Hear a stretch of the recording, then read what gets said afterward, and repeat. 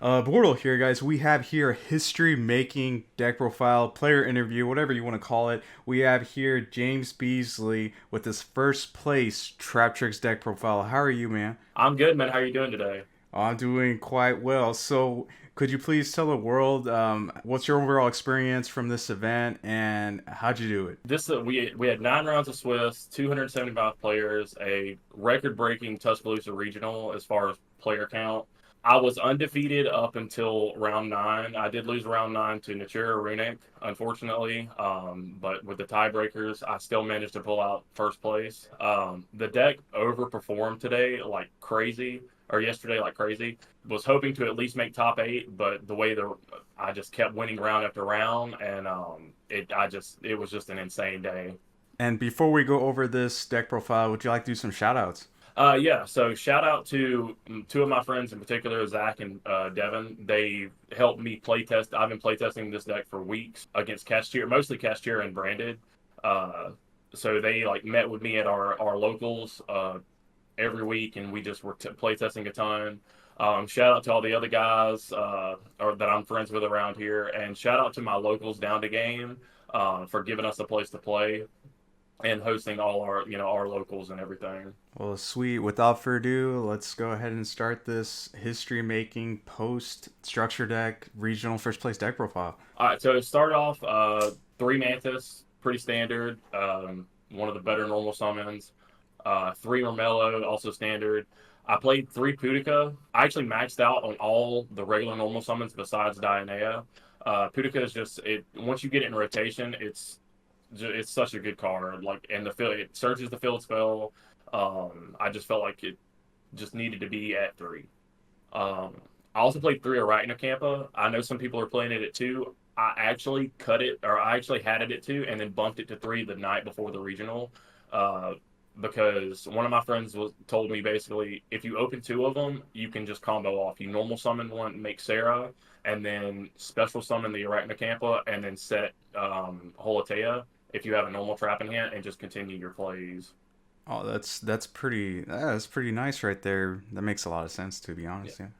It actually worked out very. I was kind of iffy on it, but I was actually really glad that I played three.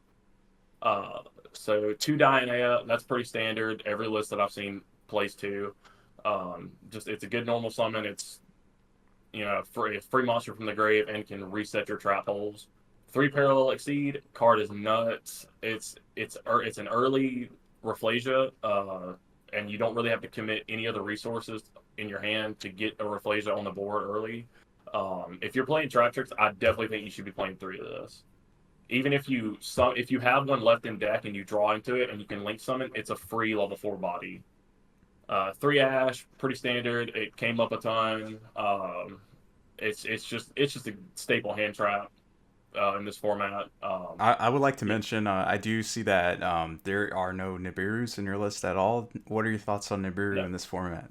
So Nibiru, I quit playing Nibiru because a lot of the decks that I was playing against, it just never came up, or I just never drew it.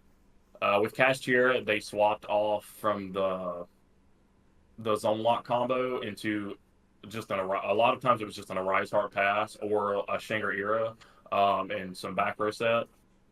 So it really didn't ever come up in playtesting, and to to me it just seemed like a brick in the deck. I even if I drew it, I opened it, it was never live. Um, so I'd rather cut those three and then play something else. If you're looking at the list, Prosperity, I just picked up a playset a couple weeks ago. At first, I was struggling with some bricky hands. One of my friends sold me a playset, and I put it in the deck, and I do not regret buying them. That card has saved me so many games. If you have a really good hand, you can just go for three, and it just helps you extend your plays. Or if you need to go for six, you can just to get further into your deck. Oh man, this next card I'm seeing right here, Cross Out Designator. Please explain this. Cross out, yeah, cross out, man. I got some questions about that one. I had people questioning me about it, but I play cross out mainly for evenly. Evenly terrifies me. If it's a blowout card against this deck, I only played two. I was playing two in a called by. I wound up cutting the called by for the third Arachnocampa. because you already see I'm playing 42 cards. But cross out, man, cross out go it hits imperm. If they want to imperm one of your normal summons, it can hit Ash, and if you open it going first, you can set it, and if they you just hear them say main phase, battle phase, and that's that's just it. Like they can't evenly you twice. I actually had an opponent try to do that yesterday. He goes to battle phase, evenlies. I flip cross out. He tries to chain a second evenly, but he controls a face up card, so he can't activate a second one. And cross out negates the effect of the card for the rest of the turn. I don't know if I'll play it continuing forward. It just kind of depends on how I feel about the list, but it definitely performed yesterday. Alrighty, and I guess it's kind of proven that double Traptrix Garden is pretty much the goo. How did that play out for you in the event? Yeah, I had a couple of guys ask me about that too. I played two of the field spell, three Pudica. The field spell is underrated in my opinion. It gives you that additional normal summon is insanely good, especially because a lot of players I see these days are playing Gamma. Gamma's coming back into the format, and if they Gamma your first normal summon and you don't have the field spell, you're kind of in a really weird position. Because Gamma will negate and destroy your normal summon. So then you're kind of just left with an empty board with nothing to do with it.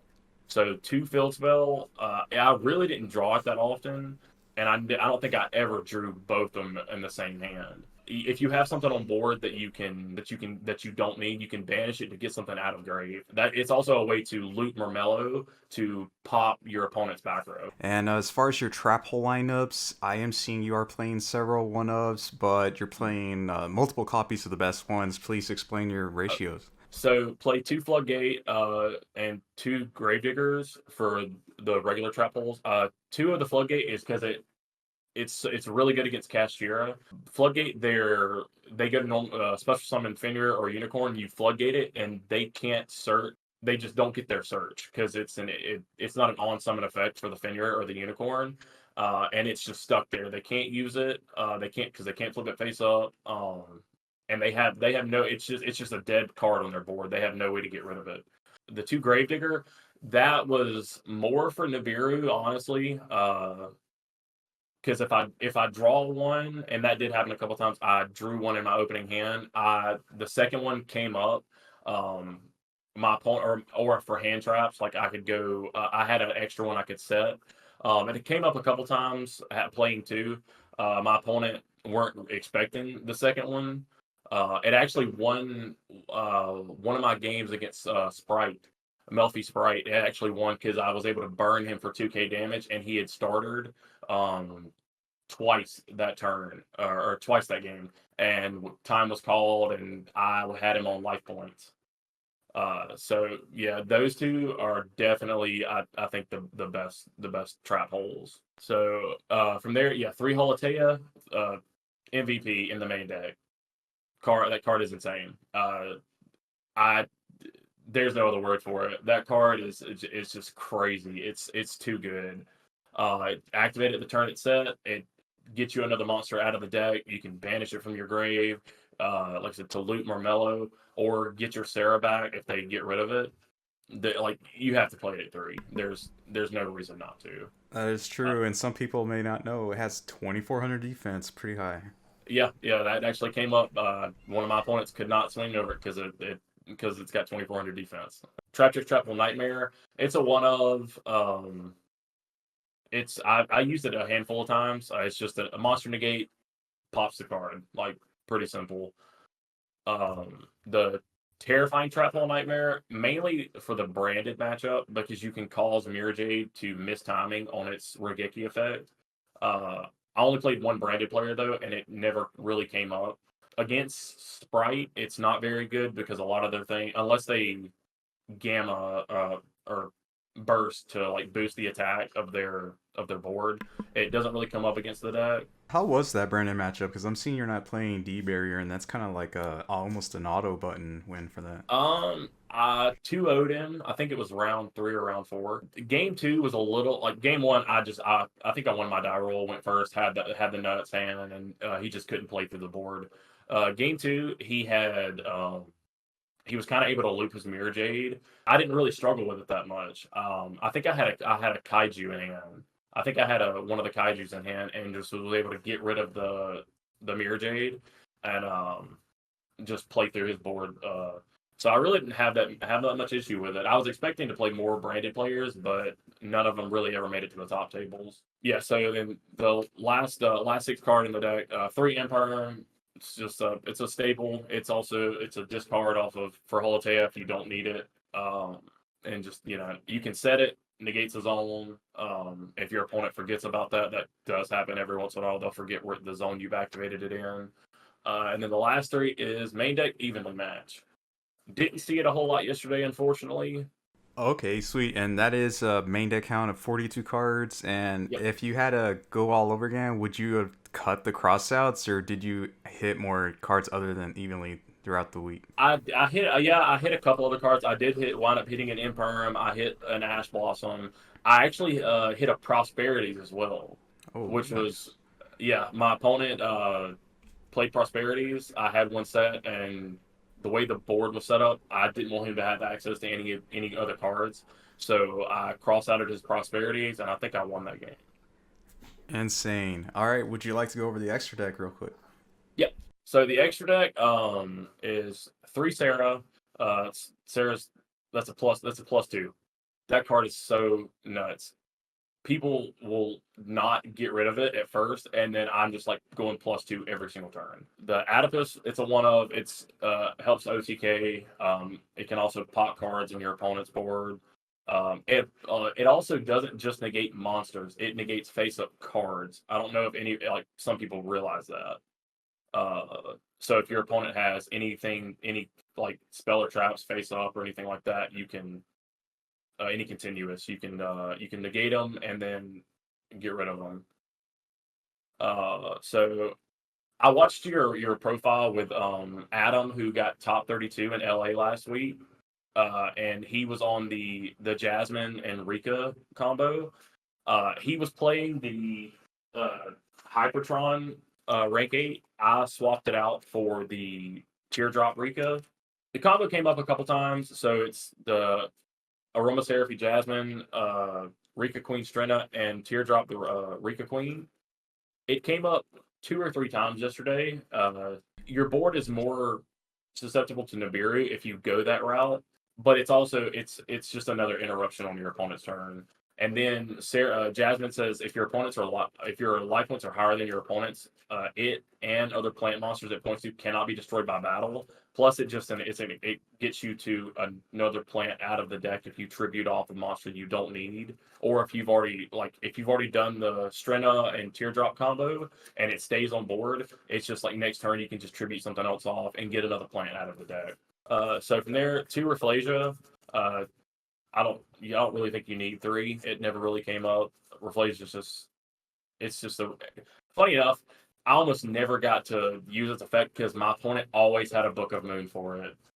My Rafflesia has been Book of Moon so many times.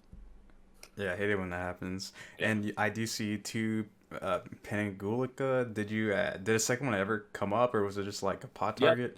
yeah. It was a pot target sometimes, but the second copy did come up a couple times just because it's a 2500 body. It searches an extender. Um, it can steal your opponent's ban. Like if you go like you can one really cool combo is like Holotea banish to summon Putica. Putica banish one of your opponent's monsters, and if you have ping on board, you just take it and put it under as material. Uh, and if they break your board going first, you have a second one to rely on. And if you have it and Adipus out, it's a 3500 body. So it makes it really easy to OTK. One Alamaris came up every once in a while, just a monster reborn. Can help you loot Mermello if you need to get rid of your opponent's back row. Um, Did you ever get a chance to summon one of your opponent's monsters with it? no, actually, no. I've seen some people talk about making it with 3 materials, so you could keep a material under it. It just never came up. I think most of the times when I was making it, I was going to OTK mop all night. Pretty rough. And you did explain the Rika combo cards. That's pretty Yep. sick. Yeah, Strena and Teardrop. Strena can detach material to get you a plant back in your hand for recursion, and Teardrop is just like if you can't get over something, it can just tribute it off. The one Zeus, I was playing two because of Castira, but they really never ripped my extra deck apart like I was expecting. So Zeus was pretty good. It came up a couple times, definitely against one of my Natira Runic matchups. Game one, he ended on a board of Mole Cricket, Barkion, and Nappies, and I was able to get to Zeus and just clear his board. So Redoer is if you get it with Volatea as a material, it's an interruption. It I probably drew 5 or 6 cards off of ripping spells off the top of my opponent's decks. Definitely need to play it if you're playing this deck. Wouldn't change it out for anything. Oh yeah, card is definitely a go-to. Very Yeah. strong. Last card in the extra deck, Baguska. Branded can't play against it. Castira can't really do anything against it either. It's just a floodgate. It came up in the branded matchup. It helped me stall out for a couple turns so I could get to just get over his card, his board. I played it against. I think it might have been the Natura Runic deck, and then he made Donner for hire and was able to pop it. Didn't really do too much in that matchup, but all the other times I played it yesterday, it was great. Definitely would play it. Okay, sweet. Yeah, extra deck overall looks pretty clean. Thank you for the explanation. And I guess probably one of the most important things in the game, your side deck. The hardest part about this format is side decking. There's so many decks that are playable. It makes it very difficult to side effectively to know like what's the best 15 cards you can have in your side deck. So I ended up going with 3 Judgment. Going first, you side it in. It stops evenly. Really anything if you need it. Paying half the life points really wasn't that big a deal. Never really came up. 3 Droll. I sided in Drolls for Kashtira and Dark World mainly. I didn't see any Dark World decks yesterday, but and the Runic matchup. I sided in against Runic as well. It worked. It worked pretty well. If Runic players they search off a tip, unless they do it in the draw phase, you just draw them and they can't add cards for the rest of the turn. Yeah, Fountain's So pretty powerful. Yeah. yeah, Fountain that card is nuts. Against Castira, if they go like pot to start their turn, like Prosperity or the Field Spell, you just draw them after and it turns off their Fenrir's and Unicorns. For backrow removal, I played 2 Cosmics and 1 Harpies. Didn't really come up a whole lot. I didn't play against any mirror matches, didn't play against any Labyrinth decks either. I've sided it in a couple times, just because I knew like my opponents were going first and would probably have a little bit of back row set up, but it never really came up too much. 3 Kaijus, I played two of the Kumongus and then one of the Godarla. I just wanted to play 3 Kaijus and just kind of threw them in there. I can still special summon them if I Arachnocampa. I think it came up once maybe, but other than that, I really never sided them in that often. So may not play them going forward, but just have to kind of see how things change in the coming weeks. Were you lucky to hit the one Rise Heart the cash tier players would leave out? Actually, no. I never drew any of the Kaijus against any of the Castira players I played. Oh man! And Yeah. for those watching the video, they're probably wondering what this mystery third card is. Would you like to explain the last cards in your side deck? Yeah. So that would be a third Dark Ruler. I played 3 Dark Ruler as kind of a catch-all card, because I just didn't know what to expect to play against. And Dark Ruler is pretty good against like Runic, like Natura Runic. If they end on their board with like Beast or Barkion, you can Dark Ruler them and they can't do anything about it. It came up a couple times. Good against Sprite as well because Sprite their inboard is nuts. I think one of the Sprite players I played against, it came up and it helped me crack their board. Sweet man, thank you so much for explaining this entire deck basically for the viewers. Bortle Nation. Any closing thoughts, man? Deck is insanely fun. When the day the structure deck got announced, I went and ordered my secret rare Sarah's, Raflasia's, the Trap Holes. I was very excited for the structure to come out, and the day that it came out, I picked it up, and I've been playing it ever since. And the deck overperformed yesterday like insanely well. Okay, sweet. Thank you. And again, folks, this is history making profile right here. First place regional deck profile post Traptrix structure decks. And until next time, everyone, Bortle out.